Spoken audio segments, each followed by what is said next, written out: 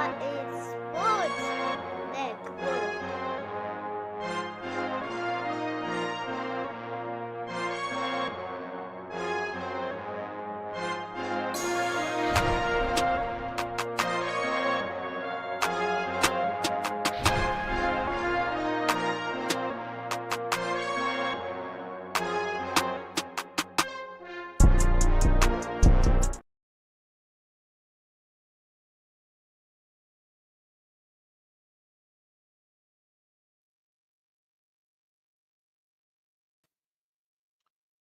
Welcome in, everyone, to Come On In Sports with our free agency preview. I am Lawrence Foster along with Dolph Jackson.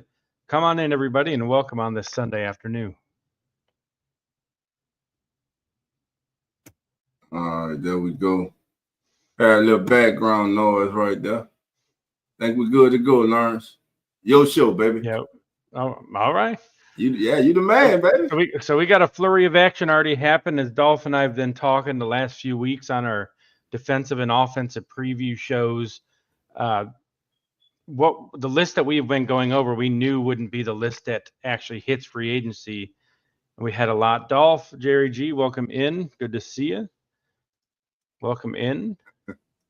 But yes, we have a flurry of action. The biggest news today that just broke, obviously, maybe a couple hours ago, was Myles Garrett signing a record extension, the highest ever non-quarterback pay in league history. 4 years, $160 million, 88.8 guaranteed, $123 million injury guarantee, and a no trade clause.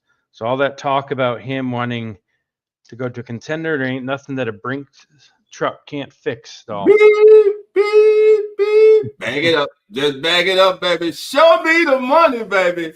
Show me the money. Myles Garrett was saying he wanted to go to a contender. He wanted to play for championship. He already had the bread, baby, the moolah, the snaps, the green. He already had that. Yeah, but he didn't quite have what he got today. So money makes you think, baby. It makes you think. And he had a quick change of mind. So Myles Garrett will remain in Cleveland, and hopefully the Browns can get it right, man. Arguably, they got one of the greatest players of his generation in his prime right now, and hopefully they do not waste the talents of one Myles Garrett. Now, what is funny, just the other day, this was the record-sealing deal. As Max Crosby signed a 3-year extension worth $106.5 million with $91 million guaranteed, and it was until just a few hours ago, Myles Garrett inked his deal. So, Lawrence, I guess you could say Max Crosby set the mark for Myles Garrett and his entourage and you know his party. And hey, we want more than what Max Crosby got. And quite frankly, listen, Crosby's a great player, no doubt about it. But Myles Garrett, man, defensive player of the year, arguably one of the top, if not best, defensive player in the National Football League today. But let's just speak on those two gentlemen right there. Again, let's go back to Myles. Let's get that up there for those coming in who don't know. Myles Garrett has signed an extension with the Browns, 4 years, $160 million, 88.8 guaranteed, no trade clause, with a $123 million injury guarantee. I really just saw that. I think that's my first. From Albert Breer reported that one, so that's from a reputable guy.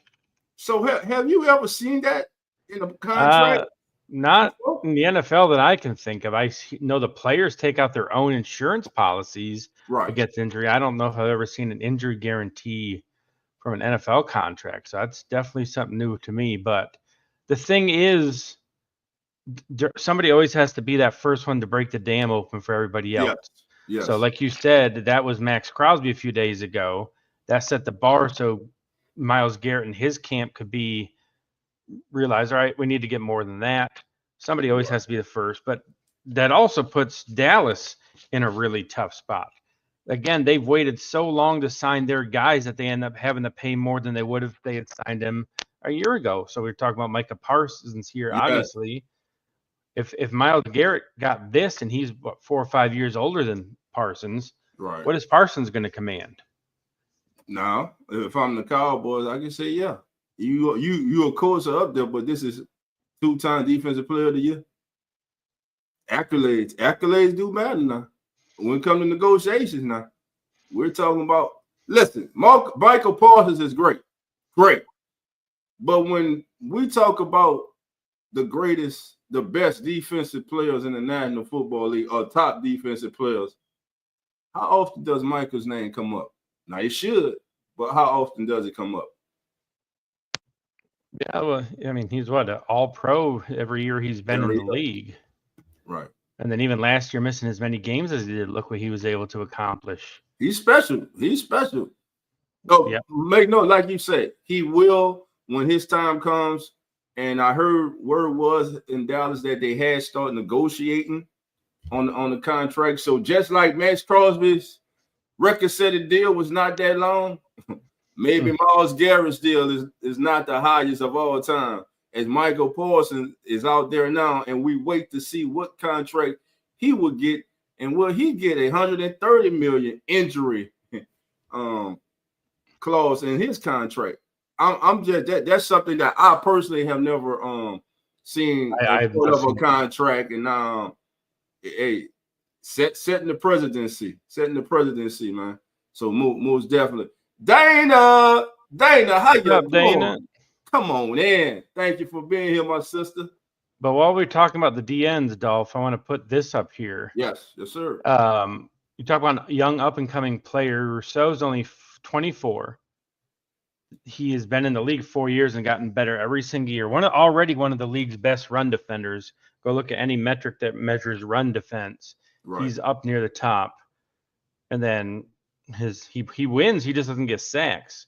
Right. So I look at what the Bills signed Rousseau for. $80 million for 4 years. Half of what Myles Garrett, like you said, he doesn't have the accolades, but you and I talked about it in our previous shows that we're paying for future production. That's a heck of a deal the Bills got, looking at what the other top DNs get for Greg Rousseau at half the money. Right. And just quick on some more news, signing news. Linebacker Baron Browning has agreed to terms on a 2-year, $15 million deal with a max value of $19 million to remain with the Arizona Cardinals. So the Cardinals are signing linebacker Baron Browning, keeping them in-house. And they're keeping their own. They realize, hey, we know what we have here. We know that he fits. We know what type of person they are. That's why you so often like this. The deadlines create urgency, right? We know the deadline tomorrow is when the legal tampering opens, and that's so you're going to see a flurry of deals by tomorrow afternoon when it opens up. They can start tampering. You know what? I heard this the other day, and it is so true. The NFL says legal tampering. In the real world, we know tampering is illegal. It's the law. But in the NFL, it is okay. In the legal tampering period, they say opens up tomorrow. It opened up 2 weeks ago in Indianapolis. That's where a lot of these deals were already, the groundwork, the structure of a lot of deals were already fermented. That's why come 12 a.m., midnight, 12:01 a.m., midnight Wednesday, the 12th, that's when you'll have them coming off the board. Such and such a sign. Because you wonder, how it just started. How could they have reached the agreement that fast? Yes, exactly. You know what I'm saying? So look, these deals have already been agreed upon. They got the wording right. Everyone's happy. So tomorrow you'll hear about such and such is going to sign with this team. Looks like he's going to sign with that team. That's because it's already done. Yeah, and I do like the NFL change that it's no longer midnight. They started at noon Eastern.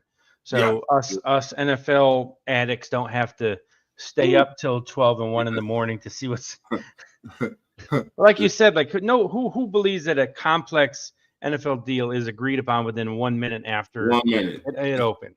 It's a joke. It is. Uh-oh. My sister, I see you, baby. T Mama, how you doing? Come on in. Doing good today, Lawrence and myself. Thank you for the support as always, my sister. Jerry G says, Learn looks like Myles Garrett staying. Yes, Jerry, he is staying, my brother. And he's got 160 million reasons why. 88, which he got today, to stay in Cleveland. I'm not mad at the young man. I'm not mad at him. Hey, I'm like this. If you're a player in the National Football League, you're balling, you're playing your behind off, get your money. Because believe me, when they think you're over the hill, they think that you're no longer suitable for them, an asset, they will get rid of you. They will cut you. They will cut your legs from under you. So that's why I have no problem when these players say, give me my money. A lot of fans will be, he's greedy. Man, shut the hell up. He's not greedy. If he was a team player, he'll take a pay cut for the team. Let me see your boss in the real world come to you and then ask you, listen, I'm going to need you to take this $10 pay cut so we can add to help this department grow and hire a couple more players. I bet you won't take a pay cut. So why should they take a pay cut? Sometimes it's just ridiculous. And they have a much shorter shelf life of earning potential than people who work. Yes. Like what the average NFL career is just over 3 years. Yep, 3.5 to 4 years. That's it. So, like you said, get what you can. And then if you look at Peyton Manning didn't end up with the same team. Tom Brady didn't end up with the same team. Brett Favre, Aaron Rodgers. Some of the greatest players in history. So that shows you that, like you said, there's only loyalty as long as you're production, no matter who you are. So take what you can get while you can, because unlike the NBA and the MLB, there's not guaranteed contracts. They can cut bait, and you're not going to get the remainder what's on your deal.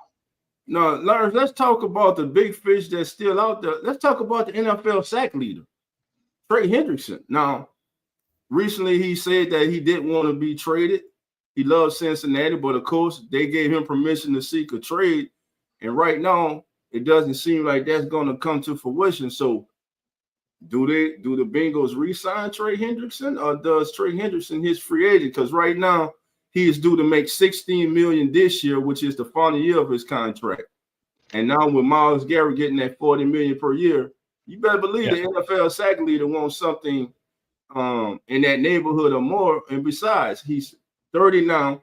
This could possibly be his last big contract in the NFL. And you brought up Max Crosby earlier. That's when the Bengals gave him permission to seek a trade because they knew like that's just beyond what they were going to be able to pay. And now Garrett brings that bar even higher.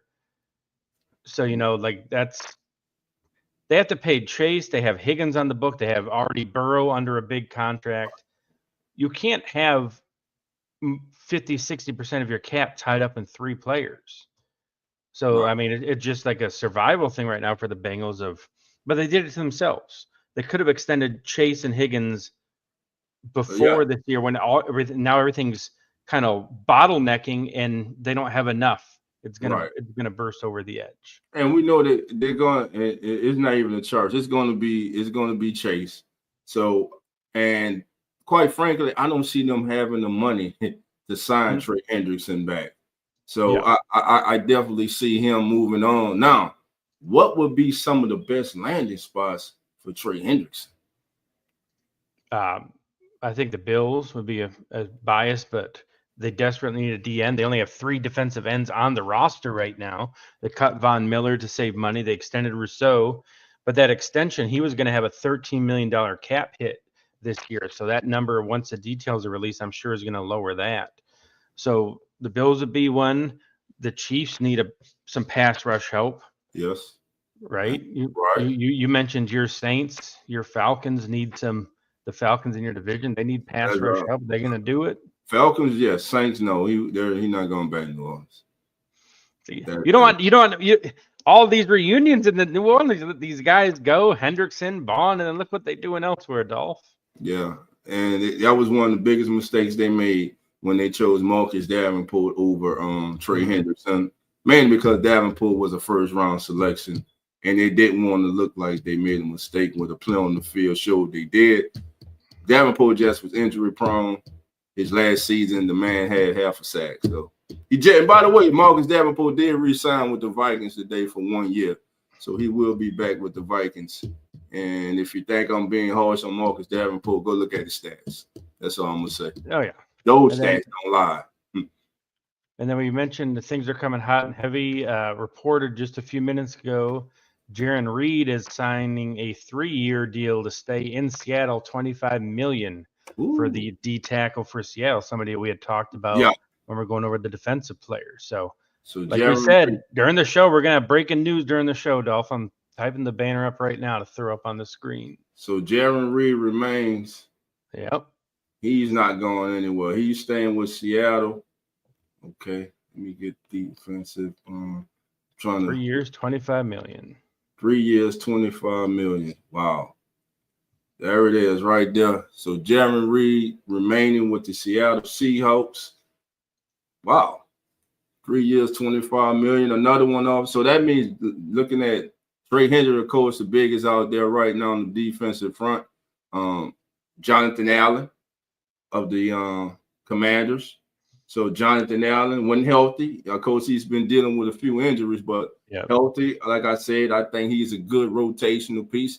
He will be, I think, a highly sought after defense and interior. If you have problems stopping the run or have problems getting out the quarterback with pressure up the middle, I could see Jonathan Allen as a good addition as a rotational player to the defensive front also in there.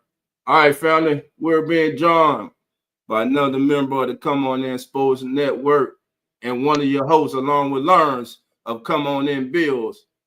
And beware the stampede, because nobody circles a wagon. I know I just like saying messing with y'all, like the Buffalo Bills. Except I ain't gonna say it. I ain't gonna say it. What's up, Jeremy? What's up, my friend? Jeremy. What's going on, guys? How are we doing? Welcome in. Good, man. We got all this breaking news, man. We live and we got breaking news, baby. I love it. I love it.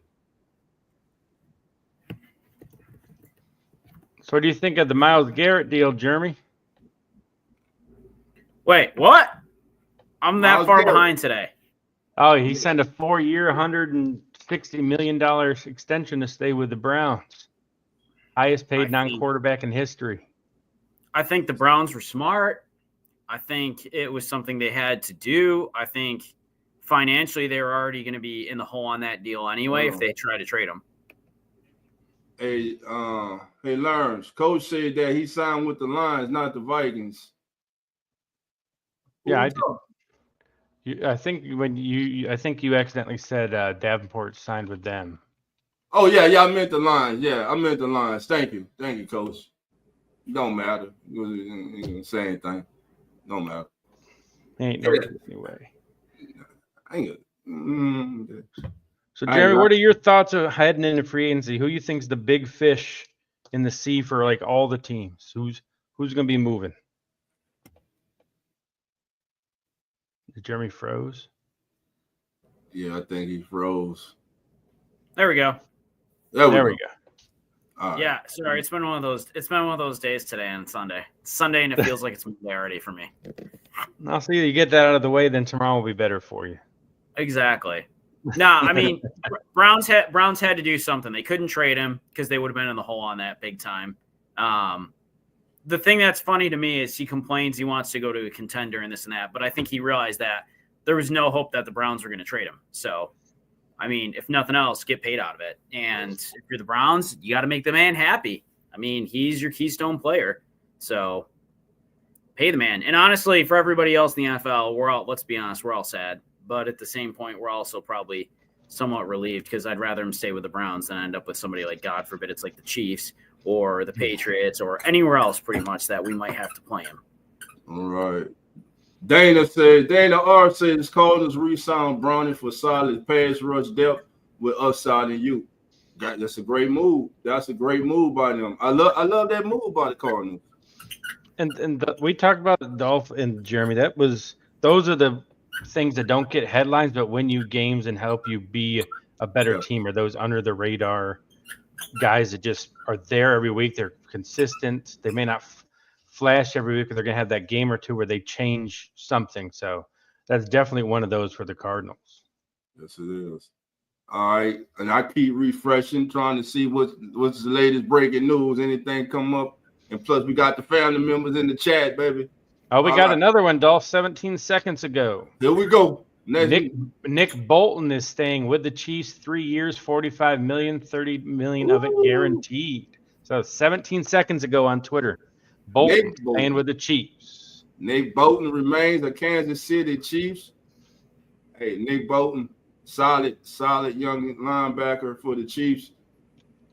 I think he would have had a lot of interest on the open market, but Chiefs. How much again, Lawrence?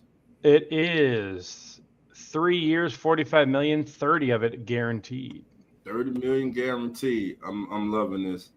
This is the time as an NFL fan. I love this time of year because you kind of work at home. You're constantly on your phone, looking. Your phone's going off with notifications one after another. Such and such and sign here. There's so much hope around the league with these free agent signings. Then the draft's coming up, and then you have OTAs, and then mini camp, and then with training camp perhaps starts, and then the preseason reality kind of sets in, and you know if your team's going to be a contender or not. So, but right now, man, let's just enjoy this ride. So once again, Nick Bolton resigns 3 years, $45 million, 30 guaranteed to return to the AFC, leading and winning Kansas City Chiefs. And that's somebody you were high on last week when we were talking about him, Dolph. That yes, whoever signed him was going to be getting himself a really good player. I thought he would test the market, but listen, I guess the kid said, "Hey, I'm playing with one of the best quarterback in the National Football League. I got a chance at Super Bowl every year, at least playoff. As long as I got Andy Reid and Patrick Mahomes, I know I got a chance every year to get to the big game." So smart move. Smart move. Okay, we got somebody said they don't think it's not that good. All right. Ground and pound 97. Nick Bolton is not that good. Give us some reason why. Matter of fact, here's what we gonna do. I'm gonna put the link in the chat, family. Anybody in the chat want to come on? Let us know your thoughts of these signings, what's going on, what has already happened in the league. So ground and pound. I'm gonna put the link in the chat. Feel free, my friend, to come on and let us know why you think that Nick Bolton is not that good. Yeah, I guarantee you, I have a rebuttal for you. So let's see. Let me put it. Go ahead, Jerry. I know y'all talked about him already, probably because I'm late to the party today. But the Gesicki deal, I was pleased to see him stay with Cincy. Yeah, we didn't get to that yet, but I'm also glad. I mean, if you think about it, we were talking about him on the offensive free agent special. Yep. I mean, he was very productive in that offense last year at working as a tight end. He gave them that third option besides Chase and Higgins. Yep. So I think it was a smart signing, and we knew a few years ago before injuries set in, Mike Gesicki was one of the best tight ends in the National Football League. So he was nasty in Miami. I mean, he was one of those guys that was like, when he's having a good game, he can be dangerous. And honestly, I was worried he was going to try to go somewhere else, take more money and walk. Mm-hmm. But I think for him, like, what a great spot to be. I mean, offense like that with Joe Burrow, the numbers he was putting up, 3 more years, like on a contending team. I mean, since he didn't have that bad start and they didn't hit the wall for a while there, that team had a really good shot to make a run in the playoffs. They were dangerous. I'm honestly glad. Granted, the Bills didn't make the Super Bowl, but I'm glad we didn't have to even worry about them in the playoffs this year because that was not a team I wanted to have to play. They were hot at the right time. And you talked, Jeremy, about like how he kind of fell off after Miami when McDaniel came in. I think that probably helped him want to sign with Cincy because he knows what happens if you don't go to a place that you are fit for what they want to do. He went to New England, did nothing. His last year, Miami did nothing. So he's already tasted that free agency water and then how the grass isn't always greener no matter how much green you get. So I think that you're right. That kind of played into him staying in Cincy, be like, all right, I know I'm here. Burrow's going to get me the ball. I'm going to put up numbers. And like you said, if we can avoid that terrible start like we always have, we're going to be right there. Well, and relevancy, right? You keep your career relevant. I mean, the problem is you get these guys and they end up, they have 1 or 2 bad seasons and then they fade out into nothing. And if you can keep yourself relevant for long enough, you can always find a home. Somebody's always going to sign you, but it's making sure you can somewhat stay on the radar. You know, that's why these guys that play for all these years in the NFL, they keep playing because they stay relevant wherever they end up. Right. And then Mike Gesicki deal, family, is a 3-year deal for $25.5 million, $12 million in the year one. He gets $12 million for the 2025 season. The total contract is 3 years, $25.5 million. And honestly, you can't hate that if you're Cincy. That's a good deal for a legitimate tight end. Like that's a decent price for a starting tight end that you know you'll get production out of. Yeah, that is. That's again. That's something I wanted to talk about. Let me see if I get it up. Let me make sure I got this. Get it up here first. Because I'm not sure. Let's talk about this right quick. Now, they were going to release him. Then you get a call from the neighbor across the street who you don't get along with. Saying, look, I'll take that call, that old call off your hand, and I even give you a little something for it. That's kind of how they trade with. I love that. Me personally, there is no way in hell I'm doing business with a team in my division. No. Buyer beware. That, like I said earlier this morning, buyer beware. I understand you need wide receiver help, but buyer beware. I'm gonna trade you to my inter-conference, my division rival, who I got to play twice a year for no problem. Just a 7th-round pick. Okay, I don't know, man. Christian Kirk last year had a down season. We know when he went to the Jaguars, he got a deal that made many around the NFL scratch their head. Is it Christian Kirk's talent, or was it just the talent surrounding him in Jacksonville, you think, that led to them separating? And is this a good fit, him going to Houston? If you're Houston, I mean, you gave up a 7th-round pick, so you're not really doing that much.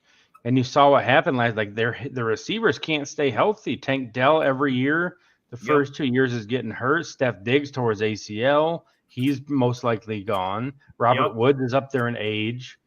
So from the Houston perspective, a 7th-round pick for somebody that his last healthy season when he played the entire way was 1,100 yards, that's something you take to be a number 2 because he's going to be number 2 behind Nico. Right. Yeah, but you see that with a lot of these guys. I mean, look at Hollywood Brown. He just signed for another year for what? What was the bill on that? $11 million? For Hollywood? Yeah, hold on. I got you. Hollywood. He's had 1,000-yard season. Like, oh, sorry, I'm making Dolphin jump all over on stuff. All right. Now you good, huh? There you go, right there. We're good. So I mean, you got a 1,000-yard, 1,000-yard receiving season. You just got paid $11 million, right? Like, and you can go get Christian Kirk for a 7th-round pick. Hell, if Buffalo would have given up a 7th-round pick for him, I wouldn't be mad. I would have taken that deal all day. Yeah. Happily. Yeah, me too. All right, Pelicans Noel, I see your question. Do I have a defensive tackle the Saints can sign the free agent? Well, he went off the board. He's staying in Dallas. Osa Odigozua. How about that, Lars? I nailed it, baby. Osa Odigozua, baby. He is staying in Dallas. So he stayed. So no, the guy that I'm looking at, listen, Jonathan Allen. I think Jonathan Allen, you got BJ Hill, the veteran from the Cincinnati Bengals. And it's all about fits, you know. Jeremy Reed, of course, he resigned today. We have more news, Dolph. Okay, let's break it. More breaking news. The Lions are going to release Zadarius Smith, who just reported a minute ago. Oh, another pass rusher on the market. They traded for him last season after Hayden Hutchinson got released. I'm telling you, Trey Hendrickson to the Lions. I'm telling you, Trey Hendrickson to the Lions. I mean, that makes Cincy weaker. I'm happy with that. Listen, they get rid of Smith, Trey Hendrickson to the Lions. Is it Bosa? No, I think it's too injury prone. Think about that on that turf inside, and also connections. Dan Campbell was on the staff when Trey Hendrickson was drafted in New Orleans. Connections. I'm not reporting that. I'm just telling y'all that's where my spidey senses are going up with the release of Smith. And now with Trey Hendrickson still being out there, and look, we know there's no way feasible for him to be re-signed by Cincinnati unless he takes a major low deal return to Cincinnati, which again, this will be the man's probably final contract. And you were talking earlier, Dolph, about how deals are being worked on like right now. Pro Football Talk said, why are so many players signing right now? Because negotiations are already happening and they're finding out it's better for them to stay put because they're not going to get what they think on the open market. So that plays to what you're talking about, that these talks already happen even though they technically shouldn't be happening. They already are. Yeah. And one more quick question to answer that question. Pelicans also look at DJ Jones from the Denver Broncos. He was one of the most disruptive run defenders this past season in the NFL. He had 11.3 run stop rate ranking this past season, which was third among interior defenders in 2024. And because we know the Saints can use all the help they can on the interior line. All right, let's keep it going. Any more breaking news before we move on? No, I got Twitter open. I'm ready to. All right, to say it if we do. All right, so we're gonna go to our list. All right, we know that Trey Smith re-signed with the Kansas City Chiefs. Ronnie Stanley re-signed with the Baltimore Ravens. Now that moves Willie Fries, Drew Dolman, Cam Robinson. Larry Jackson got traded, correct? Did he get traded to the Bears? Wasn't he the one traded to the Bears? No, I think that was forgive me, family. I thought it's not a Larry Jackson. The name he re-signed, so he's he re-signed with the Rams. With the Rams, all right. They traded their other guy to the Bears. Yeah, to the Bears, and I like the move the Bears are making to show up that interior of the offensive line. That's a smart move. So I think Cam Robinson is a good veteran out there to add. Willie Fry is the guard. If you need guard help, you can look at Willie Fry, Drew Dolman.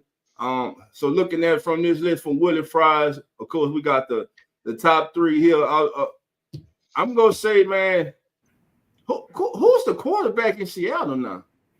Sam Howell. There we go. Nah. My man Sam Howell, former Washington Commander.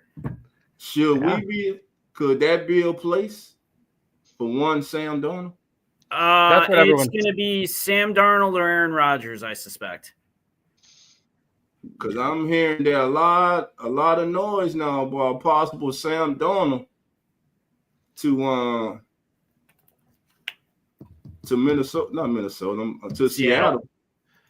And that's what happened when they traded Geno. A lot of people were connecting dots of like, all right, they're gonna be getting Sam. That they wouldn't have made that trade if they didn't have something already kind of locked in that was gonna happen. Gotcha. I mean, landing spots, Browns, Giants. Or should the Giants be interested in Sam Darnold? The only quarterback the Giants have right now is Tommy Cutlets. Tommy DeVito is the only quarterback right now on the roster for the Giants. So they need somebody somewhere, somehow. They need someone, unless they're going to roll with him. I heard a lot of rumors during the week that Aaron Rodgers possibly could be staying in New York and just switching uniform. Same stadium. Yeah. Just switch uniform. Keep his locker and everything. You can say it locker if you want. That still is weird as hell to me. How they just share the state. It's weird. It would be weird to think of. It was weird to think of Aaron Rodgers as a Jet. I feel like it's even weirder to think of him as a Giant at this point. I don't even know. But how funny would it be if he continued to follow Brett Favre's footsteps and went to Minnesota? Ooh. If you're Minnesota and you've got a young quarterback like J.J. McCarthy, is that the worst person to sit behind and maybe learn and carry a clipboard while you're getting healthy, or at least, if nothing else, have as an insurance policy for the right price? With a team that went 14-2, listen, is Aaron Rodgers an upgrade over Sam Darnold at this age? Hell yes. Hell yeah. You put Aaron Rodgers with that offense, that receiving core. that running back that they currently got, I don't know. Listen, that wouldn't be a bad move. Is he old? Is he old? Yeah, he's old. Can he still fling the ball? You're damn right he can. You saw. Listen, we joked every week about Aaron Rodgers here, but toward the end of the season, last 5-6 games, he started playing ball like Aaron Rodgers. It was just too late. And his numbers, I don't have them in front of me, but his numbers were actually pretty legit. And I think he just flew under the radar numbers-wise because the Jets were just so bad. Yeah, they were. And No, they were. He had 3,897 pass yards, 28 touchdowns, 11 interceptions. It's not bad. That's not bad at all. For a was he 40, 41? He is 41 during the season. Yep. I mean, damn. Still throwing that pill. 28-11. That's better than any quarterback did in Cleveland, Tennessee, New York, New Orleans. Let me keep going. I go Dallas. Well. I mean, we could just keep naming teams all day long. Shit, 28-11. Yeah, hey. But I still think Welcome in Rose City. The only thing is with Aaron Rodgers, man, is are you ready for what all comes along with him? You know, that's fair. Yeah, because I know they talk about receivers are divas, but quarterbacks are diva. And if there ever was a diva, coach killer diva is Aaron Rodgers. Yeah, I said it. Your coach, everywhere you go, you're killing the coaching staff, man. Your coach, you got the coach fired, general manager got out there and everything, and now you gone. He was like LeBron going to an NBA team wanting his guys, and then just they don't work out. Right. He went to New York and he got Cobb, he got Lazard, he got Devontae. How'd that work out for the Jets? So here's the quarterback board right now. Oh, everyone's all right. Now Derek Carr, he's unavailable. As yesterday, the Saints restructured his contract, giving him $40 million of his due money for the season, creating $30 million in cap space. So, to the chagrin of many in who that nation who just don't like Derek Carr, he's disconnect from that city. That city's disconnect from him. They just don't like the man, and I don't like him on the football team. I just think he's not a good fit. He's not what the team needs. But as long as the Saints have their current general manager, they're going to have to deal with what they're dealing with. Once again, this man decides to kick the can down the road, which has this team in the predicament that it is once again. So Derek Carr's cap hit next year is going to be $69 million. They should have just cut ties with him. If you look at this list and you look at the draft, is there a worse year to have a quarterback? I mean, that's fair. These quarterback prospects, like they're going to be drafted high because that's the most important position. But I think in almost any other year, Cam Ward and Shedeur Sanders wouldn't be near the top of the first round. I mean, look at who's available now. Like Jackson Dart is probably your number 3, right? Yeah. That's where we're at. Like, really? Like, why though? So I mean, I think that's why the Raiders made that trade for Geno. Like this crop of quarterbacks is not it. Let's get somebody that Pete Carroll knows and has brought along and helped him revive his career. And you wonder, like, who else am I like? The Falcons should be smart and get what they can for Kirk because they're going to be a team that will overpay for him big time. I mean, and honestly, for what they're not, let's be real, they're not going to play him. He's not going to have a future there. Like, they need to dump him while somebody's looking for somebody because, I mean, honestly, good on Pete Carroll for bringing Geno Smith back in and bringing him into the fold in that team. And because, I talk about the culture, you got the right guy in there that's going to be part of that culture because he's already been in it. He's led that team before for Pete. I wouldn't be surprised to see the Raiders really honestly have a decent year this year. He's going to build that team the way he wants, and they're going to be successful. He's like Andy Reid. He goes someplace, he finds a way to succeed. Yeah, who knows? I mean, could the Raiders be in line to go pick up Metcalf or Lockett? Lockett for sure. Could there be a reunion in Vegas? Could be. Speaking about, listen, I respect the hell out of Bucky Brooks, and I'm currently looking at his top quarterbacks, and he has Shedeur, Cam Ward, Jackson Dart as Jeremy Jessup.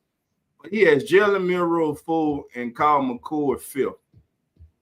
I mean, let me just say this. I've seen Jalen Milroe up.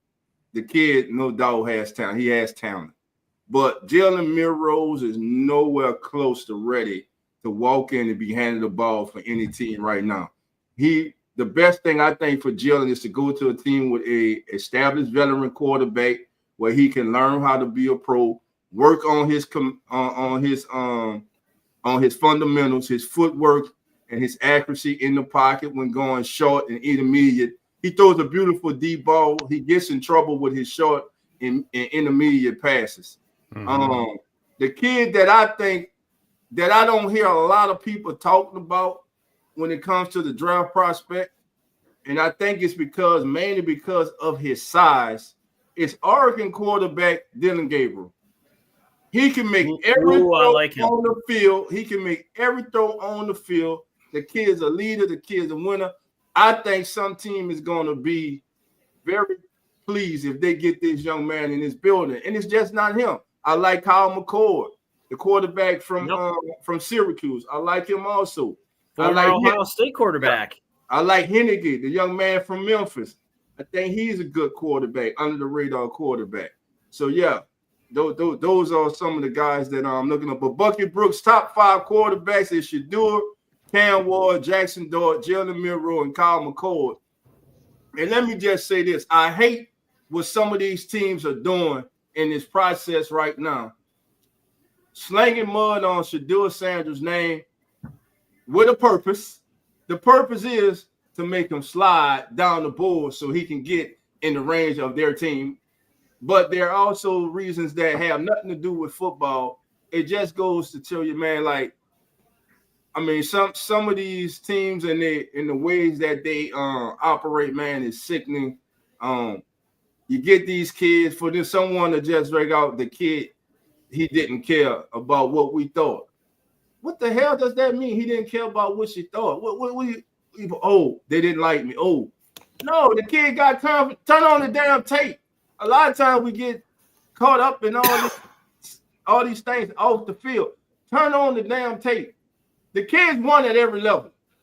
Like it or not, the kids won at every level.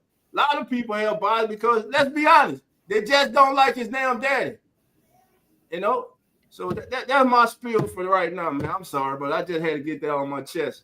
Because you got some people out there, I wanted to call themselves Mills, but I'm not because I'm trying to get a sponsor. And if I say what I'm about to say, I might not get a sponsor one day. But anyway, go ahead, Jeremy. Oh, we're being joined by the game has changed. Y'all better hold on. He in the building, baby. Coach is back. He done recovered from Mardi Gras. He done recovered from being on that float. He done had his oatmeal this morning, baby. He got his UG hat on, baby. What's going on, Coach? What's up, Coach? Hey, guys. What's going on, man? Oh, my God. He humble. You can tell he partied so much. You don't got the flashing lights this week, Coach. Oh, the lights ain't flashing right now. The brain's spinning right now, trying to come back, man. The brain trying to recover right now. All right, Coach. Hey, Larry, put up some of the most recent news. I'm putting up Nick Bolton for Coach. Coach, there we go. Give us your thoughts on that, because you thought highly of Nick Bolton also. Best linebacker in the NFL right now. Great job, Kansas City. Whoa, best linebacker in the NFL right now.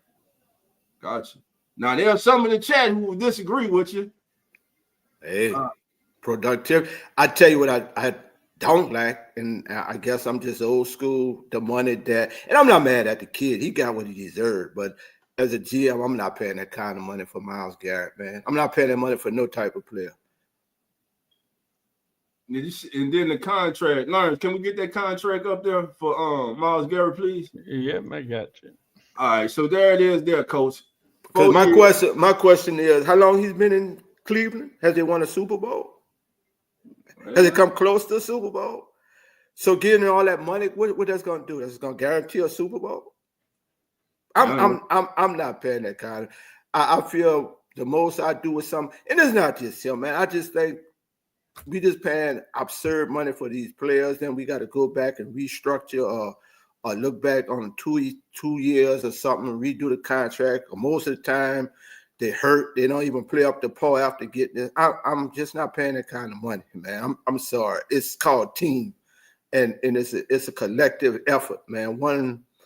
I'm just not breaking that kind of money on no type of player. I'm just sorry. I'm old school, and I know people disagree with me, but I'm just, the most I do is a 2 or 3 year deal on a player, and then we'll come back to the table. But this money now, I'm sorry. No, and what's funny is he was just saying, word from his camp was he wanted to play for a contender. He wanted to play for a winner. He wanted out of Cleveland. He didn't want to be part of a rebuild.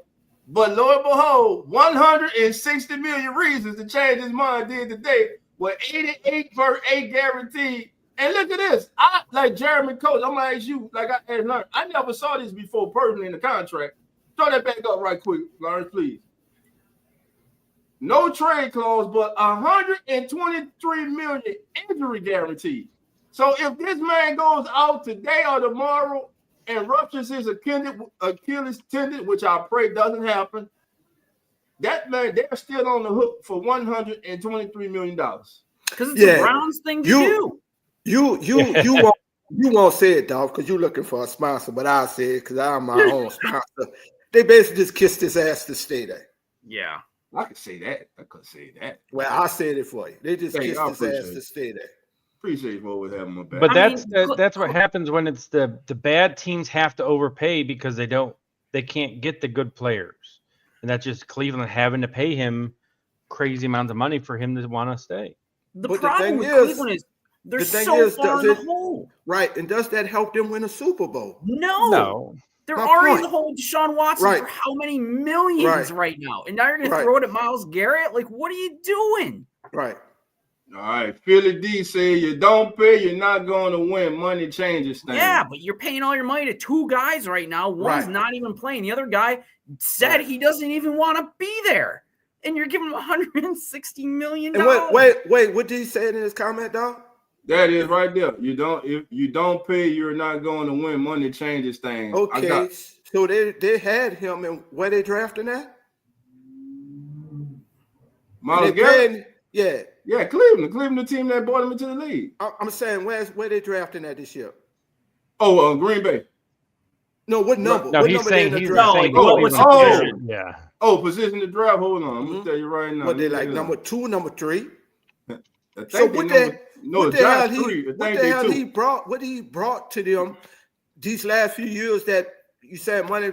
All they're doing is getting them money. What is this going to change? It's just he could go buy him a nice Ferrari and buy some other people Ferraris and shit like that. But as far as the organization is not helping them, they just stuck in cap hell. Yeah, and they've been stuck in cap hell, and now it's even worse. Well, it got worse when they restructured Deshaun Watson's contract. Ridiculous.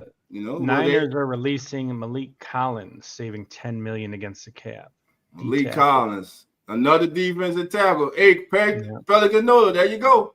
Malik Collins, any serviceable, good rotational against the run defense interior tackle can be used in the bayou. I'm gonna say that. Yeah. And they're going to take less money because we talked about the marriage of the draft and free agency. No. This year's draft is deep. Defensive tackle is deep.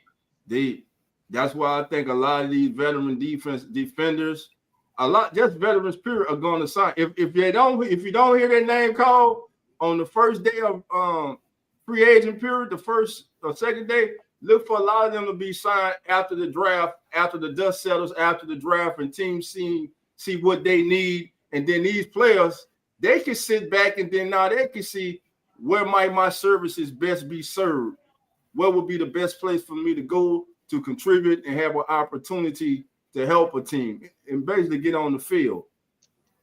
Well, the teams can get a nice discount on some of these guys too. That's the nice part. Okay, due to speed and hip tight, he is still a darn good linebacker. JC box predator first. Gotcha, Dana. All right. Now going back to Philly D. Listen, congratulations on your Eagles winning the Super Bowl. You can say that because your talent right now about spending money, y'all got a lot of rookie contracts right now. Y'all got a lot of players with those how should I put it, with those agreeable contracts right now. Listen, you had to make. Listen, Darren Slade's gone. You had to make a decision there. You brought back Zach Bond. But listen, it's gonna hit the fan when you got when these 4 years are up, and you got to decide on a lot of them. If in the first round you get that 5th year option, but then after that you got to decide what are you going to pay. We're gonna see in a couple years if you feel the same way. But again, like they say, scared money don't make money, so you got to spend. But you can spend foolishly. You know, that's like me and Coach going to strip club, just spending money foolishly. You know, that's foolish. You know, boy, that boy don't put me in the strip club. Lord have mercy. Boy, that boy here don't put me in. He said a strip club. You're looking extra glittery today, Coach. When we on Coach next week, we need to send a search party. But I'm just saying, guys, me as a GM, I'm searching for the players that have been on the team, have been under a rookie contract, that you see make progress with that team, and now on a free agent where I could bring in on a bargain deal and keep building my team. Man, I'm not going out spending absurd money on the one player like a lot of these teams do. I'm taking my time. I'm searching. Through the draft. If you have the right people backing you in the draft, man, you get some good young players in the draft, and then you look for that second or third tier kid that's out there and free agents that looking for that opportunity, and you bring him in on the right price. That's the kind of shopping I'm doing, man. I'm sorry, I can't go in Saks Fifth Avenue and all that. I'm going straight in Goodwill to see what's in there in thrift store. And they got some good stuff being there, bro. You just got to know how to pick it out. You know what I'm saying? I can't do Marcus and Neiman and all that. I'm sorry. That goes down to coaching. Well, and to pay a guy $160 million that doesn't want to be there, like that's the part that kills me too. Like, what's that look like in your locker room? Like when we talk about the culture part, like you got a guy that just got a massive payday who's openly said, "I don't want to be there because this team can't compete," and you're going to surround him with the rest of that team. How do you think that's going to go? Like, it's a Browns thing to do. They keep shooting themselves in the foot every single time. OG Stoner says, I'm with Coach 100%. And why overpay? You're not going to win. Yep. Gotcha. To go with what Coach was talking about with not overpaying, your brass has to have a vision. Your GM, your coaches have to know it. Like, and that's what the Eagles did. We talked about Zach Bond. They knew what they wanted with him. They saw what they could get out of him. Right. They put him in a position he hadn't played before. That's because Fangio had a vision and knew what he wanted and knew what he was going to get. So that's what if you don't have the coaches that can do that, that's where that thing falls flat, and then you lose. And then it's a business. You're going to lose your fans' confidence. You're going to lose because they see like, hey, we have $100 million in cap space, and these people you sign aren't doing anything. So you got to have that balance of the coaches got to be able to do that, and then, marriage those two things together. Let me just say this. Coaching matters in the National Football League. Coaching matters on every level of sports. Coaching does matter. All right, guys, Bobby Wagner. Re-signed 1-year contract, $9.5 million, $8 million guaranteed. He's going to remain with the Commanders. Once again, this man has a double-digit sack tackle season, first ballot Hall of Famer, and to me, I just think Bobby saw, hey, we are so close. We got so close last year.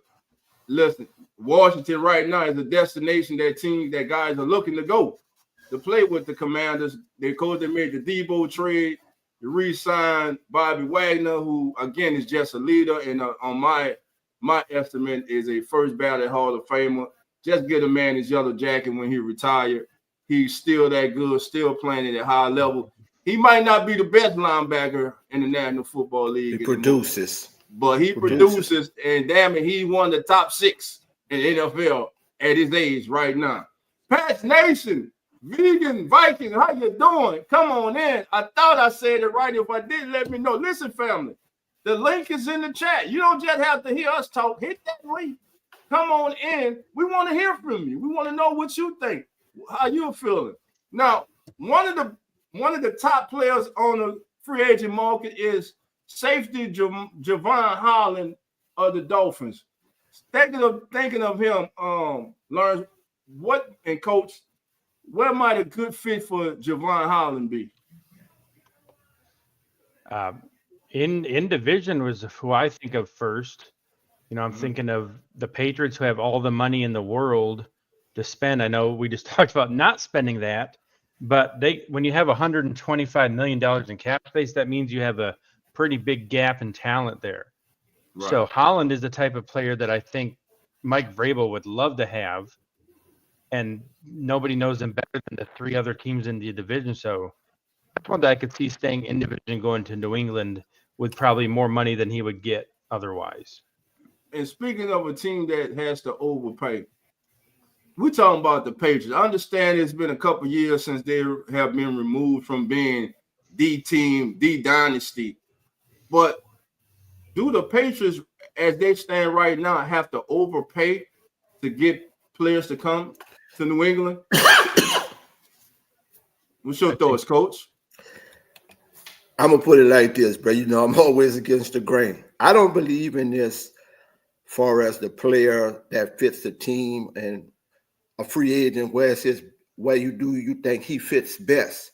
I believe in a coach that has a vision, a team that has a vision in this player.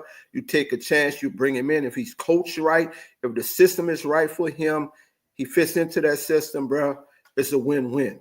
So like I said, all these big name cats out here, wherever they go, it's still, you got to fit that system. There's got to be a vision for you, and he's got to be coached up to play in that vision, man. So all this about who fits here, none of that, man. Just give me a coach, give me an organization that has the right system, the right coaching staff, the right positional coach, and let's make this work, bro. And that's just my belief. And you think of, that's why I said the Patriots. You picture Vrabel, I think of like Kevin Byard back in his heyday with what he did under Vrabel. So I could see Holland fitting that type of role for Vrabel in New England, because that's why Byard was an all-pro with what he did there. So Vrabel played defense. He knows the NFL. So I think, like Coach, he's going to have that vision, and that's somebody I think that would fit what he wants to do. Yeah, gotcha. Well, we got our first guest in the bag. We're going to bring him on. This young man goes by the name of Hurricane Mike, and I believe this is going to be his second appearance on the Come On In Sports Network. So, Hurricane Mike, welcome in. How you doing, my brother? Hey, how you doing? Sorry I couldn't make it earlier. I had lots of stuff to do, but I'm here now. So, yeah, well, it must be good staying home with your parents, boy. I tell you. Yeah. I remember them days. You better enjoy it while you can. I'm telling you. Don't rush to grow up. It sucks. Well, anyway, go gotta ahead. pay bills and everything, man. Okay. That's right. Adulting is hard. It is, man. What you got for us, Mike? Talk to us, baby. It's good. So I came in when y'all were talking about Javon Holland. Yeah.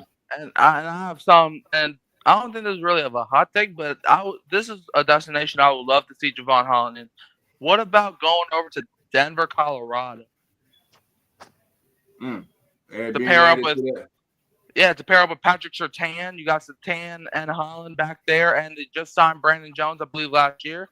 Brandon Jones ain't no slouch now, so like you pair him and Holland, bro, that defense could literally be like, their defense was already good last year. Imagine if you add Javon Holland, bro, that could literally be a top 5 defense again. Like, dude, especially against Patrick Mahomes, Justin Herbert, and whoever the heck the Raiders are going to get. Well, they already got Geno Smith, I guess, but okay. But man, that would be a defense that a lot of AFC teams got to look out for. I'm just saying, Javon Holland to Denver. Yeah.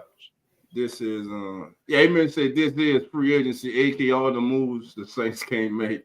Yes, sir. All right. The Saints will sign somebody. Where are the Saints after the Derek Carr thing? What are their numbers now?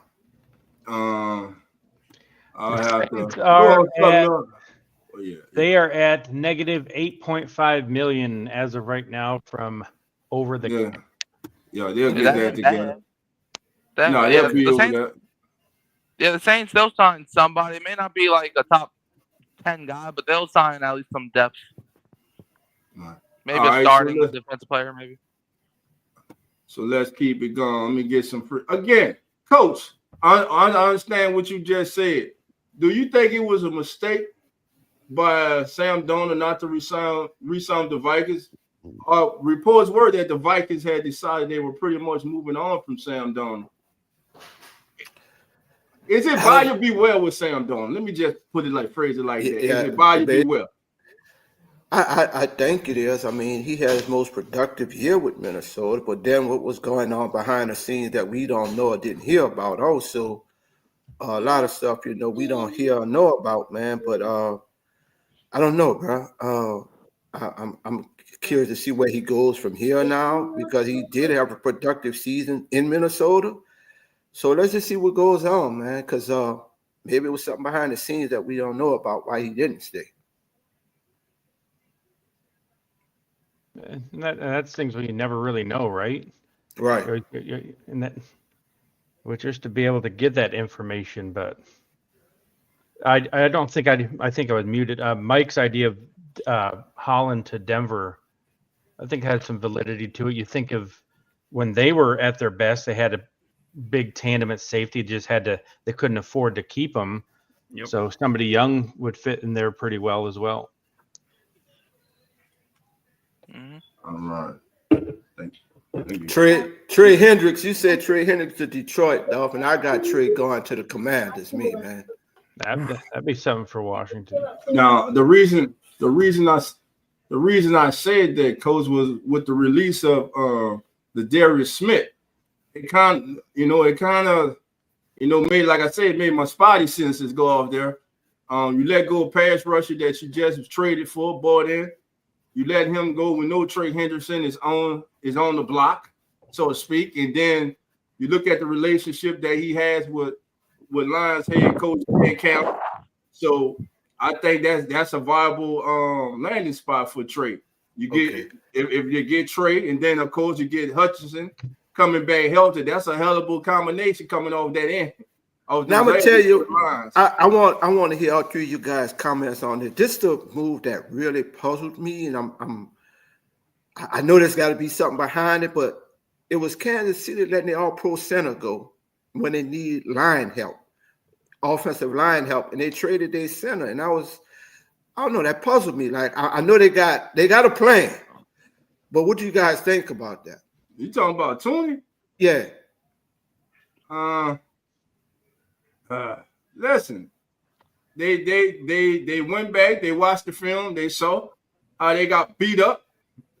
And I'm gonna say it again, Kansas City got beat up all night long by the Eagles front. They beat the hell out of them, beat them down to the ground. Yeah. No mercy. They beat the hell out of them. Now, for all y'all Chiefs fans who may be upset by what I'm saying, I don't give a damn, because for the last 2 years, a lot of y'all who were nothing but bandwagon jumpers anyway were talking a lot of noise. But your ass ain't talking now after that ass whooping. But anyway, back to what we were talking about, Coach. I just had to get, because some of them make me sick, because they ain't true fans. They just bandwagon jumpers. And they already jumped ship on the Chiefs. They looking for they might have on green now, claiming themselves to be Eagle fan. I'm just saying.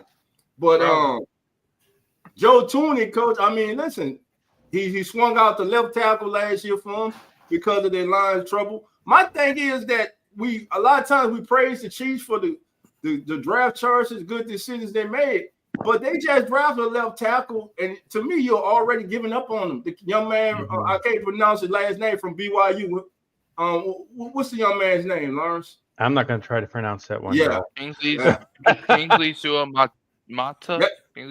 I think, yeah, something like that, Mike. So they've already, to me, you just brought this young man into the building, and are you already giving up on this young man? I'm sure I heard that they had interest in Stanley if he would have made the free agency, but of course we see that the Ravens re-signed him and kept him off the free agent market. So I think it's going to be, they're going to go in the draft. But listen, this year's tackle class is not as good as the last 2 years have been for offensive linemen, as far as offensive tackle wise. So what do you have? You have to. That's why, like Coach would say about coaching, I just say coaching matters. That's why if you have young talent on you have to coach them up. You have to. You have to get the most out of the young talent that you have on your team right now. I mean, because right now the best available big man offensive lineman out there to me right now, if you're looking at everything, would be Cam Robinson. Could that be a place maybe? Could they go after Cam Robinson? He's out there. You got Dan Moore, Tevin Jenkins, Drew Dolman, and Willie Fry. Of course, you got a center and guard. And did Drew Dolman re-sign with the Falcons, or is he still the free agent? I don't think he was signed. I don't think. I thought I heard that they planned to re-sign him, but I didn't. Yeah, but to be fair, everybody's okay. Re-signed. He's still free. All right. Dana R is helping us pronounce it. She broke it down for us. Thank you. Sua Matea. Okay. Sua Matea. Right. But they have him listed as a guard too, Dolph. They have Drew Dolman. That Kansas City Sua Matea. If you go to the Chiefs website, he's listed as the backup guard to Thuney. So that might answer coach's question. If they had him as the backup to Thuney, they might say it's time for him to step up and play guard. Okay. That makes sense. Especially because they had to franchise tag Trey Smith, but the offensive line doesn't get positional franchise tags. So essentially, they're playing left tackle money to Trey Smith as a guard because all the offensive line salaries combined together somehow to make the franchise tag for the offensive line. So maybe that could be why they're doing that, Coach. That makes sense. Okay, that makes plenty of sense. So when they were forced to put Thuney at left tackle, they moved him from left tackle to left guard. Yeah, and are they trying to say that like Kingsley's not that good at tackle, and so they had to move him? Is that what's going on? So shoot, maybe the Chiefs busted on that first round pick, unless he does good at guard somehow. He just came in 2023. They just drafted him last year. Or what? 23? Was that 23? He came into. I think it was last year. I thought he came in last year with that tackle class. I thought it was last year too. I mean, after one season, I can't see Andy Reid and them giving up on the kid that fast. I don't think they're gonna give up on him either. But yeah, you saw Trevor Penning, right? He got drafted at left tackle. Did not do well. He was right tackle, and now he's not. He's solid now. Okay. Right. It could be something like that, maybe. Kingsley was a second round pick, and at the bottom, so he was like right on the verge of being a third rounder. So I mean, for his first year, that's not bad. Now looks like they're counting on him to step up and fill that role at a much cheaper rate than Thuney. All right, Coach. This for my guy, Coach. Let me share this with y'all guys. Get this up here. All right. This on X-Jazz non-courtesy of Diane Rossini. The Commanders are among the many teams exploring a potential trade for Bengals All-Pro Trey Hendrickson. Per sources, Hendrickson was granted permission to seek a trade last Thursday by Cincinnati. One NFL executive shared the Bengals are looking for significant trade compensation in return. They ain't getting no first for Trey Hendrickson, man. They can get that up. They're not getting the first for Trey Henderson. Myles Garrett's off the board, so you might as well go after Trey. Look, the NFL. Listen. The last 2 years, Trey Henderson has the most sacks in the National Football League. He does. Back to back. 34 sacks. 17 sacks the last 2 seasons. Led the league in sacks this year. And he was the best defensive player for the Cincinnati Bengals. But again, and yet they were 25th in sacks. You got to pay Chase. You just franchised T. Higgins, which you can't do no more. So they go. If I'm T. Higgins, you're actually paying them more on the franchise tag than you would have had to do if you would have got a deal done with him. Now you franchise him for 1 year. He plays his 1 year out, and he just walks for nothing next season. So it's all about how you Dolph, I'm about to give you something right now. Y'all can think I'm crazy, but I like being crazy at times. I'm used to it. That's all the time. But go ahead. I love crazy. Joey Bosa on a 1 year deal to the New Orleans Saints. Yeah, I said I kind of said it too. Yeah. Now, the only thing about that, Coach, injury prone. That's it. Now we know he played for Steelers, had good success under Steelers. First of all, is the draw playing with Steelers more than the drug of him going to play with his brother in the Bay? No. They reported today on Twitter that Joey Bosa has had good conversation with the 49ers. Yep. So that is already happening in conversation. Yeah, we're not getting Bosa. We're not getting Bosa. Hey, I told just y'all. that garbage. Hey, I said it this morning. Am I my brother's keeper? I'm telling you, reunited once again, baby. I'm telling you, it makes sense. Think about it. I got a chance to go play with my younger brother, and then just think about this. If you get a fully healthy Joey Bosa on one side, other Bosa on the other side, my God. San Francisco, baby, they're right back in this thing. And while we got Jeremy here, Jeremy, who's going to be the one receiver in Buffalo? Who we looking at? To bring in? Well, I was hoping, Yes. I mean, if we're looking to bring in a receiver, and Lawrence and I talked about this on Monday, which is looking at a vertical threat, I was hoping it would be Hollywood Brown, honestly, in some ways. Is a decent. Well, no, that's not happening. No, well, he already signed for 1 year, $11 Yeah, million. so that's not happening. I mean, outside of that, who do we end up with, Lawrence? I can't even remember off the top of my head now. Well, DK is available for a second-round pick now.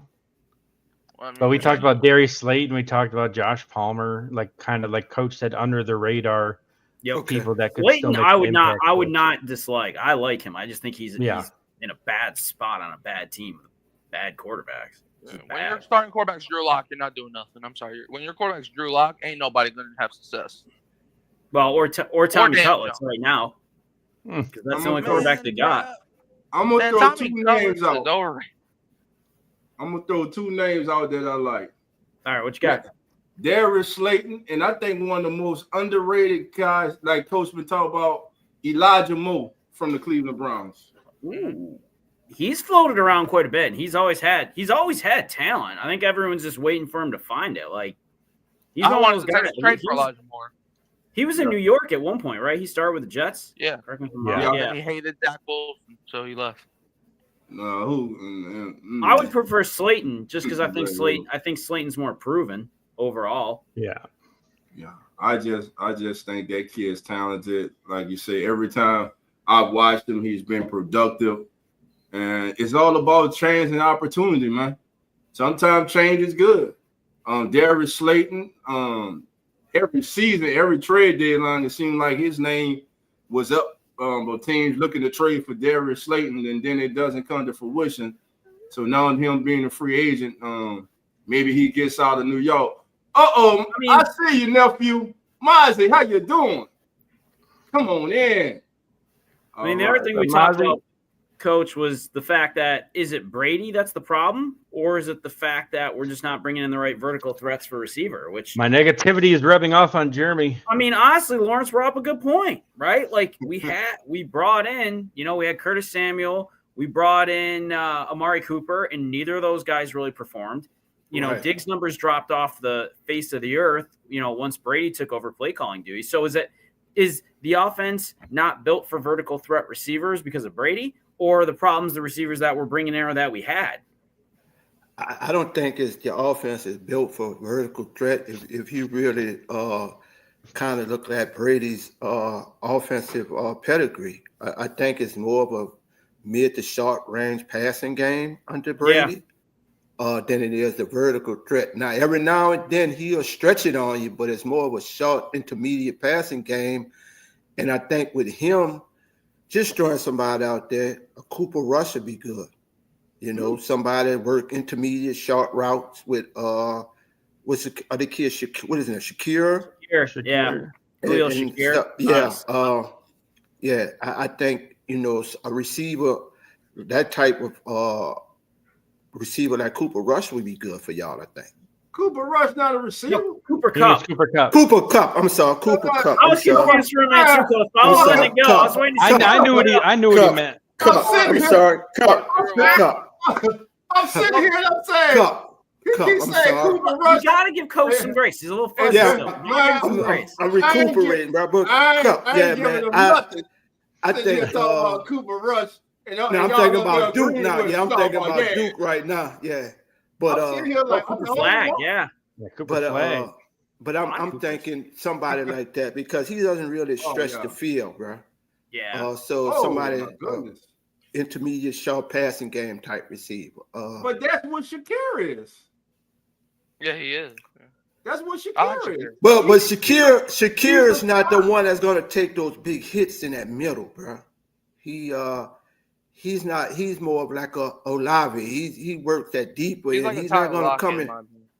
Yeah, he's not gonna come in there and take them big blows, bro. Like the Saints had did with Olave and stuff, bro. He's not gonna take them big blows like that. Dolph, you brought up a few times you like Keenan Allen. I like the veteran, still balling, He's still got some in the tank. They're still got something in the tank. That's another one. Yeah, he's another one. Still got something left. Yeah. Atlanta Falcons pandemic. God damn it, how you doing, family? Come on in.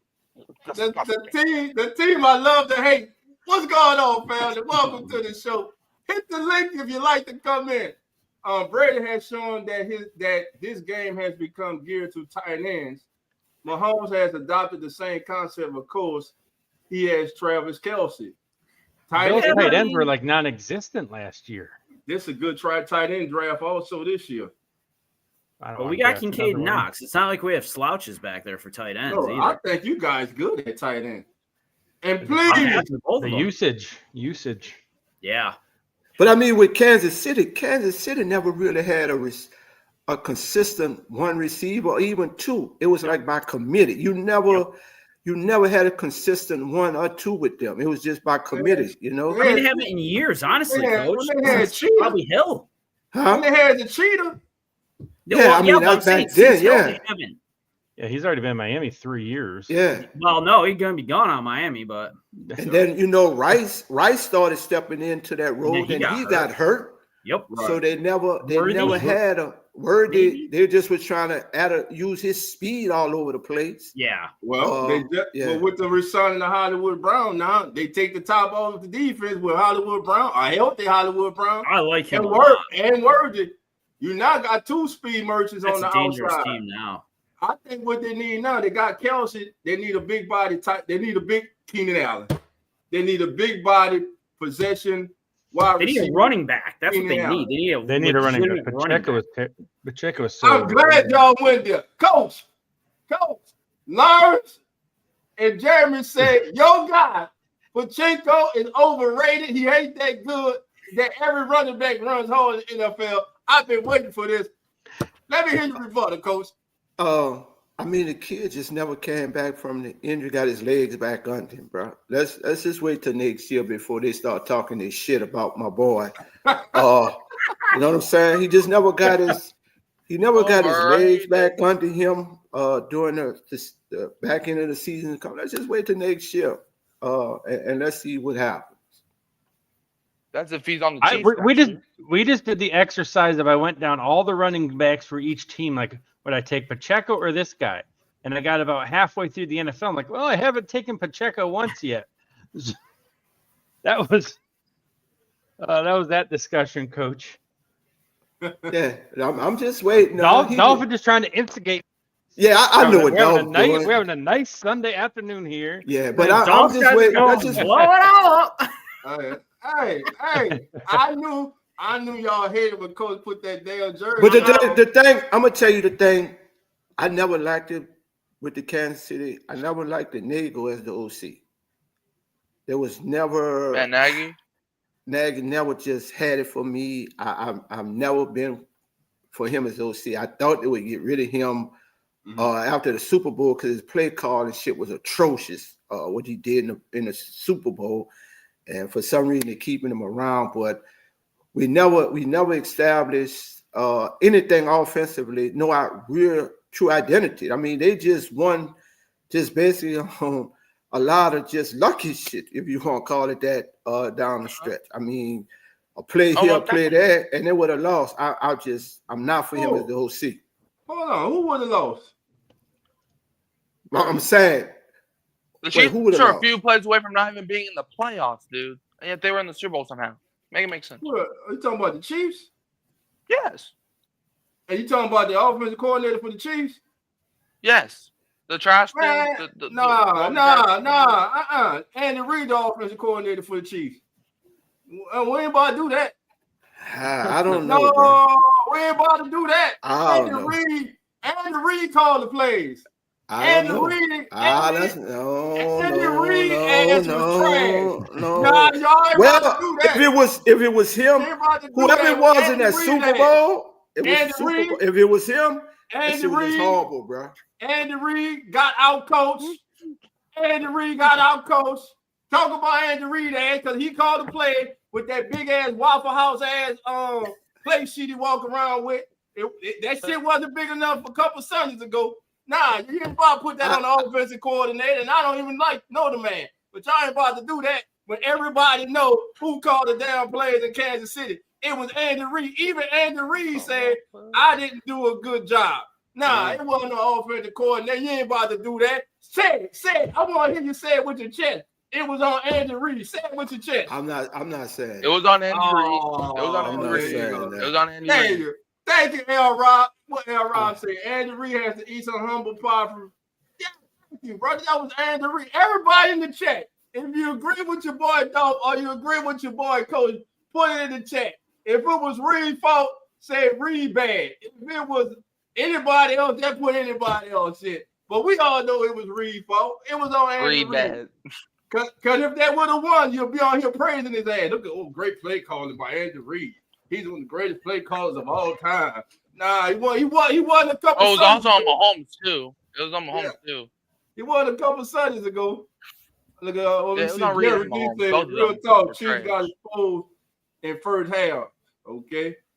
Thank you, Rose City. Rose City said Reid back. I got one person to agree with me. Good people think, what they say? Good mind thinking like something. My mind messed up sometimes, so I don't know. But it ain't messed up with what I saw a couple Sundays ago. They got their ass whooped. All right, who we got? The Super Bowl was already a month ago. They'll be back. Reid never made adjustments. They'll be back. Listen, he tried to make adjustments, but he couldn't. Because those four up front was whooping the hell out the 5 or 6 he had up front trying to block him. Nah, he didn't. That's why they traded away. He did. Hold on. He didn't what, Coach? Let me hear it. Say it loud. You tried to say it low. There was no adjustments made. By who? Whoever called the plays. Who called the plays for the Chiefs, Coach? Hey, whoever called them. The game plan was shitty from get-go. I didn't understand. There was no script. You saw how great that front four of Philadelphia was. There were no screen plays. There were no quick tosses to the outside to stretch them linemen and make them run sideline to side. The whole game plan offensively was shitty, bro. The whole game plan. Even the defensive game plan too as well. Shout out to my brother. East Coast Gridiron, my brothers in the house. Listen, Dante, what's up, baby? Dante say, "Don't." It was the old line. You can call what you want. That offensive line was getting destroyed. I agree. I don't think it was his fault. Stop it. The only thing I fault Reid for is getting the running game involved. But that was his fault. He didn't get the running game involved. He didn't run the ball enough. That's on who? Who the play caller? That's on Andy Reid. Thank you. Yes, sir. Can we also talk about the entire Chiefs? Because even the defense, and look, the defensive game plan was to shut down Saquon, but they forgot about AJ Brown, forgot about Jalen Hurts, forgot about Devontae Smith, forgot about Dallas Goedert, forgot about the 5 trenches dudes. Like, when you're overcommitting on one guy, why do you think Devontae Smith broke loose? Like, look, I'm not trying to give Andy Reid no benefit of doubt with the Chiefs offense. Look, he was trash. The entire Chiefs offense was trash. But the Chiefs defense was no better. Like, Steve Spagnuolo, he was trying to go all out for Saquon, that he forgot that Saquon ain't the only dude on the team that can play ball. All right. When you are trying to establish the short game and every check you make as a quarterback can be established when you have no time to throw. Again, you're right. They got beat up front. If the short game not working, then running game is most likely non-existent. Gotcha. That's because he didn't trust Pacheco. Well, it's non-existent. He have time, man. And they couldn't open the hole. They couldn't move them up front either. They couldn't move them in the running game. L. Rob says the Eagles were just a better team, period. They can beat you in multitude of ways. Pelican Notice said Patrick Mahomes finally got hit. Philly put that bullseye on him. All right, family. Any more breaking news while we live, Lawrence? Any more breaking news? I've been checking constantly, Dolph. Nothing yet. Nothing yet. Okay, let's go through some more. Go ahead. Did y'all already talk about the Darius Smith getting released?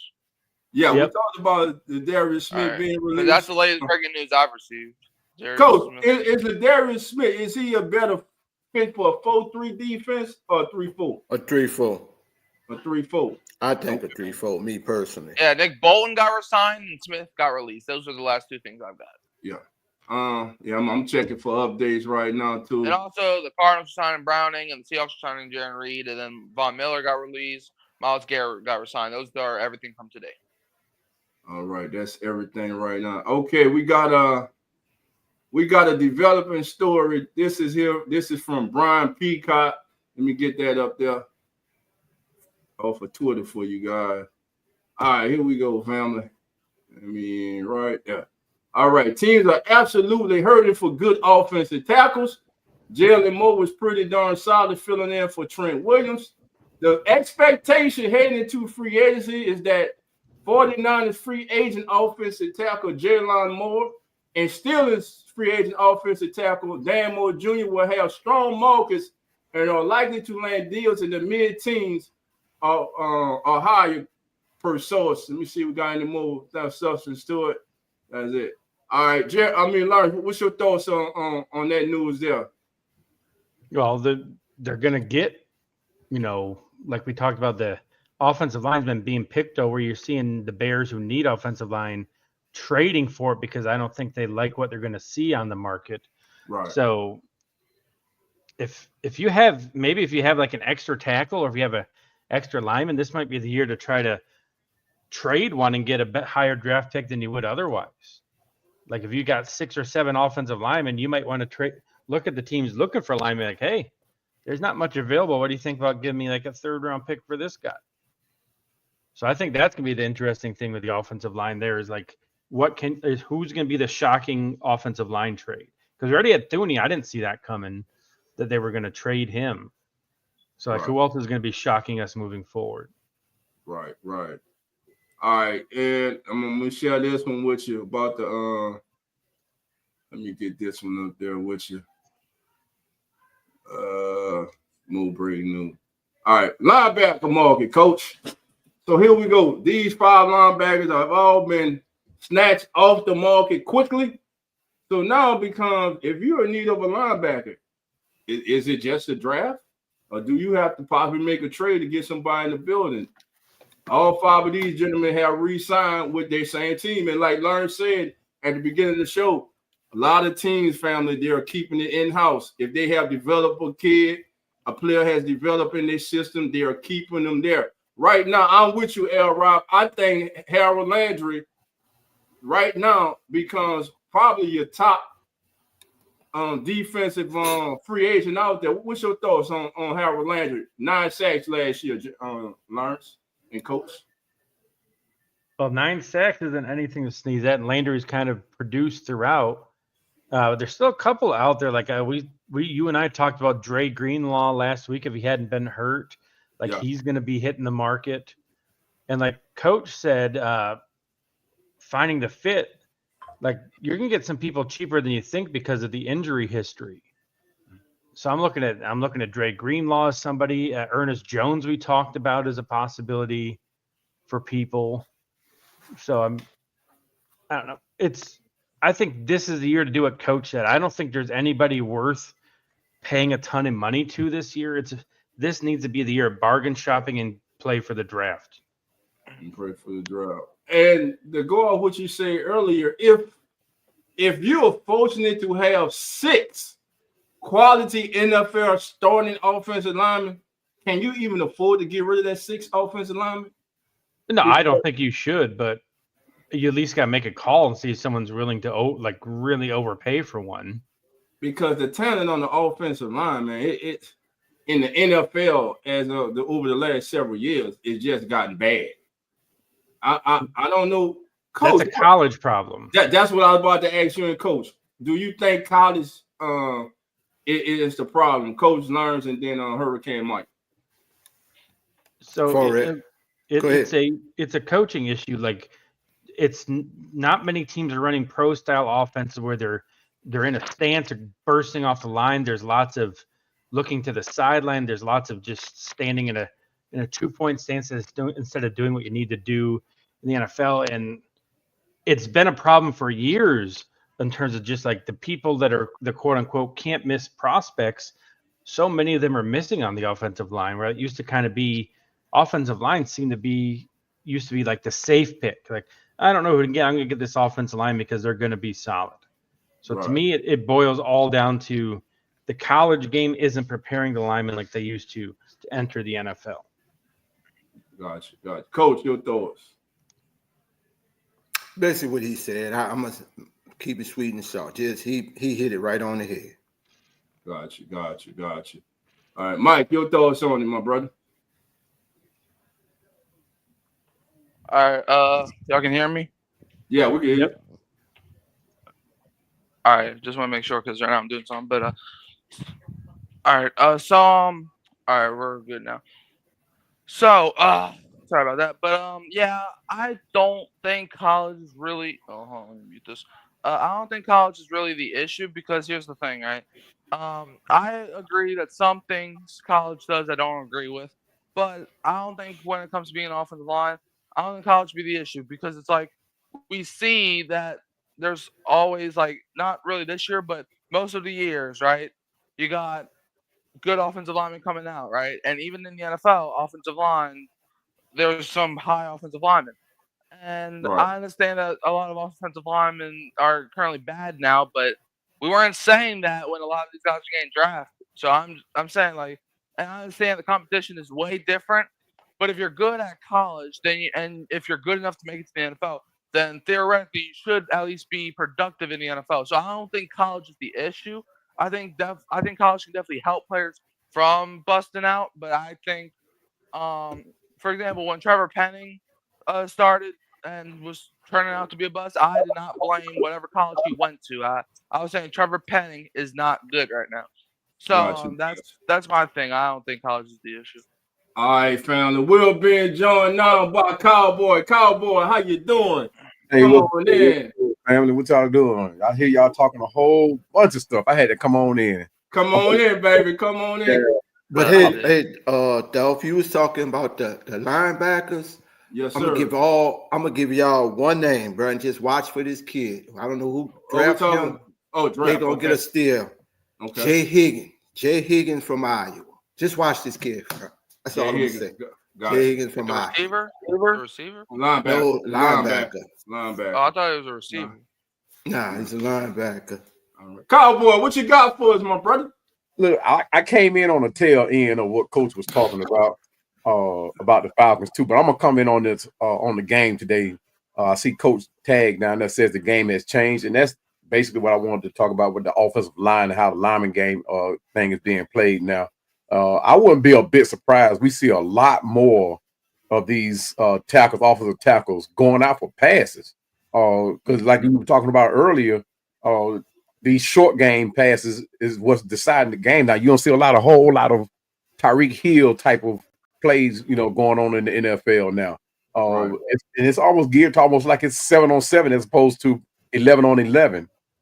But the game is not being coached the same. It's not being played the same. Everybody's kind of relying on the skilled players to do what they're specialized in. Like we got Bijan Robinson. Yeah, we need a couple of blockers, but we sit back pretty much and rely on what Bijan can do with his legs. And in the game, I came up with a time where a lineman meant more to the offense than a lot of you had to have those linemen in place, especially in the run game. But I was hearing Coach too talk about our Falcons going into the draft. I'm not about the draft, about the Trey Higgins situation, Henderson situation. Me personally, and a lot of people, probably disagree with me. I think we need to leverage this draft and go grab Trey.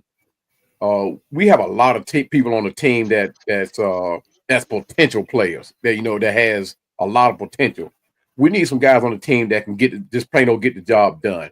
We got Ruko Rojo, we got Brandon Dorless.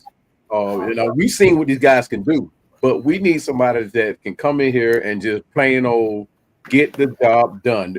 Beyond a shadow of a doubt. We got a lot of guys like Lorenzo Carter.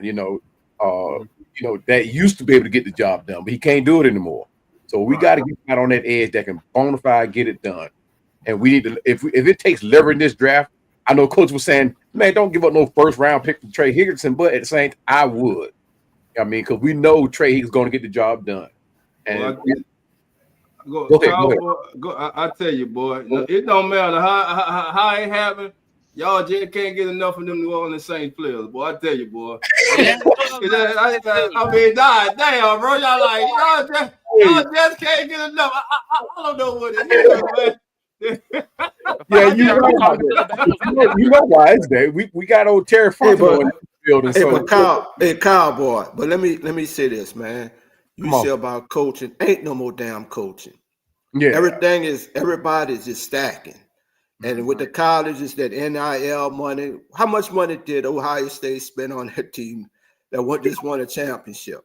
Yeah. You see it. Everybody just stacking, bro. Even goes back to playground ball. They just stacking up. Coaches ain't coaching no more. It's just we stack up. We go buy the best player. We bring him in. We implement our system, and we just go from there. Ain't no more coaching. That's how Terry Fontenot has become. He's become that guy that go out and get the best player available. And he did that last 3-4 years in the draft. All he looks for is the best player available. He's not looking for what we actually need on the team, and we definitely need linebackers, cornerback, safeties. But he's just been going after these best player like he did with Kyle Pitts. I never agreed with that pick, but that's what he did. He went after the best player available. Right. And let me just say this. College football is no longer amateur sports. It is professional football. When you now have general managers in college football. Like I said, Jim Nagy just left. Well, I don't know if he's left as from running the Senior Bowl, but he just has become the GM of the Oklahoma Sooners. That's crazy to me. So take this thing I was thinking about and get y'all opinion on it. Major college football, I'm talking about the top major conferences, just separate. What they call the group of five, just leave the group of five as amateur and collegiate athletes. But the top five, the FBS, should just be a total lead to themselves professional. You know what I'm saying? I think that's where it's headed, man, because we know it's all about buyer beware. Who can spend the most money right now? And if you're a Georgia State, if you're a Bowling Green, how the hell you gonna compete with the budget of a Oklahoma, Alabama, Georgia? You know what I'm saying? So I just think right now, listen, I'm not mad for these kids getting paid, because for centuries and decades, these coaches and universities and all the outlets have been getting paid off these kids' names, their likeness, their jerseys, everything. Now, the thing I got a problem with is when your ass transferred 3 times a year. Now, I don't like that. If your ass go transfer, you get transferred 1 time. That's the only reason. That's the only reason I don't like that transfer portal. I mean, it's damaging to college football. I mean, you look forward to a team let's just take, for example, the Miami Hurricane, which I'm a fan of. We're getting quality players, but we're getting quality players from teams that these guys that couldn't compete on another team, let's just say on another stage. And I don't like that. To me, what college football did was made you want to be better than the other team. And if players don't have that drive to be better, they just pretty much just quitting where they could not succeed. And I mean, and I don't like that. And that's why I like Nick Saban. I hate him, but I like him too. And that's why just looking at how he coached football, it just that transfer portal just interrupted the. I mean, just interrupted the game. That's why he left. That's really why he left. So, Cowboy, now that we got you in here, man, what's your thoughts on some of the signings? Let's start with the latest news. Myles Garrett re-signing with the Cleveland Browns. What's your thoughts on that? Well, first of all, I'm gonna say we dropped the ball on that. We dropped the ball. Myles Garrett, I knew he wasn't going to leave Cleveland because Cleveland, they're in a rebuilding stage, but they couldn't afford to lose a player like a Myles Garrett that could keep them competitive especially on defense. And in that deal there, for what he's done, it's worth it. But Cleveland was not in a position. I mean, you talking about they're already paying Deshaun Watson, a whole bunch of money that the fans are already mad and and holding the GM accountable for. But to lose a player like Myles Garrett, oh man, they would come for the GM's head if they would have let him leave Cleveland. And I don't know, Cleveland actually, I don't know if y'all know this, but Cleveland has a what they call a staff that sits back and accepts letters from fans like that are actually sending threatening letters to them. Wow. So yeah, that is crazy. I was reading the article. I mean, they get upwards of hundreds of mails, pieces of mail of people just threatening the GM. And I thought that was crazy. They got people that just sit back and open those letters up. And that is crazy. But that must be awkward to read. Yeah, man, I wouldn't even take that job. But I mean, that you talking about threatening mail? I mean that are actually calling for his head, and I'm talking about threatening to do bodily harm, not just cursing him out or something like that. You talking about people that want to do bodily harm. But Myles Garrett leaving Cleveland, I never saw that. How would you even read those letters? Like, how would you even read like, oh, dear GM, I hope that you die in your sleep. That might be what some of them say. You never know. Yeah. Well, let me get your. How are you supposed to read that? How are you supposed to read that with a straight face? Okay, Harold Landry, Cowboy. Your thoughts on Harold Landry and a good destination for him besides Atlanta? Actually, I didn't like the fact that I wouldn't want him here anyway. Not saying that he couldn't do the job. But he clearly can do the job. I just didn't like him here because I wanted to go younger at that position. I wanted the experience up front, but I wanted to keep Caden and Ellis really hungry. You know what I mean? Somebody that's eager and ready to eat. And I'm not saying Harold is not eating because he's bona fide can get it done. But I mean, if it came to the point where we had a chance to get him, by all means. But I wanted to stay young at that position, mainly because a lot of teams are exposing us when it comes to going over that little middle there, going over his head, that type of thing. Now his coverage, I don't see Landry didn't see a whole lot of coverage footage on him where he could actually have a net out. Yes, he's a run stopper. God damn, who in the background with a damn blender? Making a smoothie. I thought music was on. Oh my goodness. I got you. Now, just looking at some of the available pass rushers, you still have Josh Sweat, who's going to be available. Coach Von Miller was released today. He's out there. You got Khalil Mack still producing. Coach Baron Browning just got re-signed today by the Arizona Cardinals. They keep him in house. Trying to see who else is out there. Dante Fowler Jr. is out there looking for a pass rusher. Yeah. Matthew. Man, what happened with Matthew Judon? What happened? Why that didn't fit? Look, I did a video on Matthew Judon, man, and you talking about somebody, he made me look like a fool. And I mean, I felt so salty after that, after his season, man. And I'm like, I was expecting him to come in and be that guy, the next guy to break, to change this defense, but he did not do it. I mean, I was expecting him to come and get here at least get 8 or 9 sacks alone, and he just did not do it. But as far as us going edge rusher, I like. It's only one guy that I want to actually bring in that box.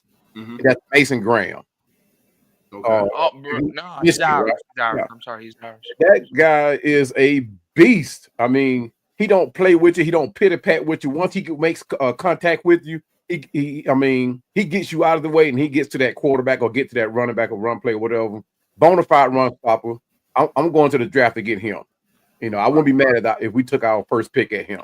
Right, and this is a good year because the defensive line is loaded this year. It's a good draft if you need defensive linemen this year. Mm-hmm. For us, I mean, just Falcon talk. I mean, we're losing in the trenches, man. I mean, we got to get. I don't know if that was a coaching issue because we did have a very inexperienced coaching here last season with Jimmy Lake from Washington Huskies. But I'm talking about, baby, you don't have to go to Macy's. You could go to TJ Maxx and find you a good product. Yeah, exactly. And Mason Graham, I mean, he separates himself from the other linemen on the defensive side. He was that guy. Man, did you say TJ Maxx, man? I go to TJ Maxx and Marshalls, baby. Get nothing to sell. I ain't got to go to Marcus and all the big name stores. Hey, it got some young subscribers, so some young viewers right now saying, "Man, what the hell is a TJ Maxx?" I heard the Marshalls, but what the hell is a TJ Maxx? I'm telling my age, baby, but hey, it's a ball. It's a ball. It's Goodwill. Everybody got a Goodwill. Everybody got a Goodwill. I tell you what. Hey, boy, listen, I hit Goodwill up quick. You get some nice shit from Goodwill. That's what I'm saying. Hey, you got no pick it out. That's it. Take it to the cleaners, clean it up. Everybody be like, "Whoa, boy, where you got that from?" Hey, you get a lot of Saints gear. You get a lot of Saints in Goodwill too. I mean, Saints gear in Goodwill too. And when you collect the trash, you find all that Falcon gear back there. Say, bro, I stopped arguing with a Falcon fan. We went to a game and almost got in a fight, man. I stopped arguing with a Falcon fan. You know what? Hey, look, that happened. That actually happened. One fight happened right in front of me, right? And these guys actually started taking a picture together. You talking about Saints fan and Falcon fan actually started taking the picture together. But for some reason, when they started shaking hands and dapping each other up, they ended up starting fighting. I'm like, what in the world? Maybe I missed something that was in the stands that happened. I don't know. But I had to step back. I watched that thing and I'm like, they either know each other or something happened in the stands that made that transpire. You know what happened. Yeah. It's all about that female, baby. It's all about that female. Look, I went to the Atlanta game. A kid I coach, he's a lawyer. I don't know, Dolph, you might. Yusuf Phillips, he's an attorney in New Orleans. So he said, "Coach, I'm gonna treat you to a game." So I didn't pay for anything. We went to Atlanta, man. We had a Lennox Mall. We went to the game, and they had this couple in Atlanta fans. Then they were just talking shit. But Yusuf and them was just going back and forth. So the game got to the fourth quarter. The Saints running away with the game. So it turned into the wife of one of the guys from Atlanta. Yeah, she pulled out money. Yeah, we got money up here. We got big houses. So my boy, he went off. He said, "Oh, you got money, you got big house, but you got knockoff Jordan. You got your rent money out." And the shit just went haywire, bro. I'm like, you a lawyer, bro. You get out of jail. I ain't got nobody to call up here, man, to go to no Atlanta jail or nothing, bro. I walked off and left. I said, if you start fighting, I'll be back. But I'm getting away from this shit, bro. You know that's where it was headed. Yeah, bro. It was crazy, man. Hey, if you look at Lennox, it's definitely going to be a fight. Oh, man. Lennox ain't what it used to be. Right. Well, look, family, Cowboy, let everybody know, my brother, your platform and where they can find you. But before you do that, I got to shout out my guy, Willie Snyder. Willie, how you doing? Come on in. Willie says Broncos country in the house, baby. Oh, man. Come on in, Willie. Talk to us, baby. Talk to us. Willie in the house. We don't want to talk about no Broncos. Man. Let everybody know. The AFC. You will be talking about them. You're going to have to deal with them, bro. They coming. You have to deal with them. They coming. Yeah. You know what? That was one quarterback that made me put my foot in my mouth. Bo Nix. Because I actually did not think he was going to be able to come in the NFL and perform the way he has been, but he made me put my foot in my mouth. He really did. I didn't need him. Yeah, I didn't like him. I still don't like him. Not I don't like him for a whole nother reason now. Not personally. I just saw him play his whole career in college, and it was like so. But listen, he got with Sean Payton. And Sean Payton was the quarterback he identified he wanted. And listen, down the stretch, listen, that kid, he earned my respect. That kid balled his ass off, man. And without him, they don't never the playoffs. But I was looking at the timeline too. You know, Cam Newton was a rookie when he took over the quarterback duties over down in Auburn, right? So Cam came in, Bo Nix. Okay. Cam came in, played his whole career, retired, been out for a couple of years, and Bo Nix just getting started in NFL. Right. Cowboy, what part of Georgia you in, man? I'm in Douglasville. Okay. Yeah, I grew up in East Atlanta, over in East Lake Meadows. Yeah, man, Hold it down for a minute, guys. But I grew up. I'm in Douglasville right now. I've been out here for 25 years and loving it. That's why I wanted to raise my family at quiet, not too far away from life, but still can get back. I became a country boy now, so yeah. That's a good life, bro. I know what you're talking about. I'm one myself too. That's the good life. Yes, all I do is ride horses and work now. So yeah, we good now. I'm all right. I'm scared of the horse. I ain't got on no horse yet. I'm scared of the horse. I'm scared of the death of a horse, man. Hey, man. I'm scared.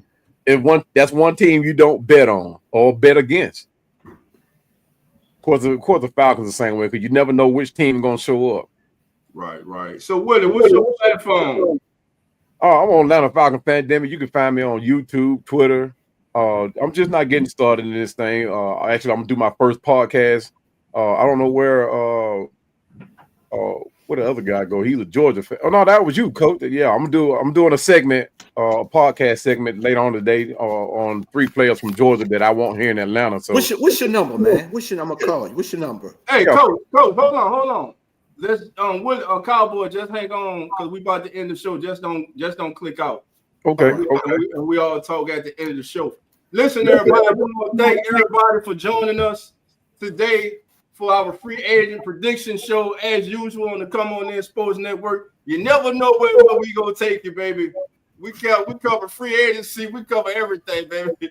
Well, thank everybody for being here. Listen, it's here, family. The tampering period has begun.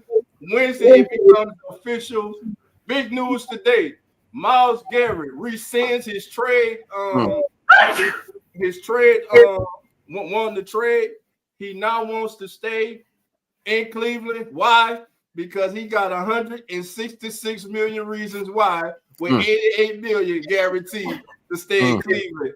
He didn't want to be part of a win of that, man. And listen, I ain't mad at you, brother. Get your paper. With that being said, family, again, this is the Come On In Sports Network. On behalf of Coach Rock, Jeremy, Learn, Hurricane Mike, Cowboy, and yours truly, thank you all for being here. Listen, if it was your first time, hit that notification bell, subscribe, and remember, family, the doors are now open. So come on in. We out, family. The Come On In Sports Network.